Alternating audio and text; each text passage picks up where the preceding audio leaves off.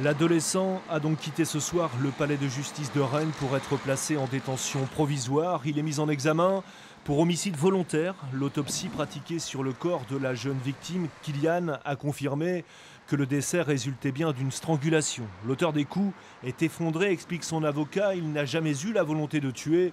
C'est un jeune tchétchène de 16 ans, fils de réfugiés politiques, ayant fui la ville de Grozny et jusqu'ici sans histoire. L'homicide volontaire nécessite que soit démontrée une intention de tuer, donc une intention de donner la mort, ce qui ne me paraît pas caractérisé au vu des éléments du dossier et au vu de la personnalité de ce jeune à l'heure actuelle. Où la mère pense d'ailleurs encore plus aux parents de Kylian et à Kylian lui-même qu'à son fils, c'est ce qu'elle me disait sur ces dernières heures. Ce sont des gens qui ont des valeurs, de grandes valeurs, et ils n'arrivent pas encore à assimiler ce qui s'est passé. Au collège, les fleurs, les mots, les bougies qui s'accumulent au pied des grilles n'en finissent plus de dire la douleur du quartier. Les camarades du jeune Kylian sont bouleversés.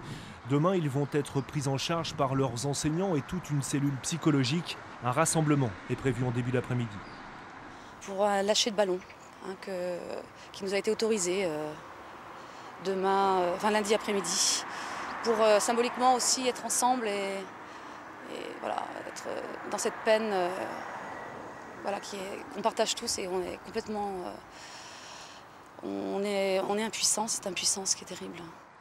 Le collège de Clenay est un établissement d'ordinaire plutôt tranquille de la ville de Rennes. Ici, on ne comprend toujours pas comment une simple altercation entre deux adolescents réputés sans histoire a pu déboucher sur un tel drame.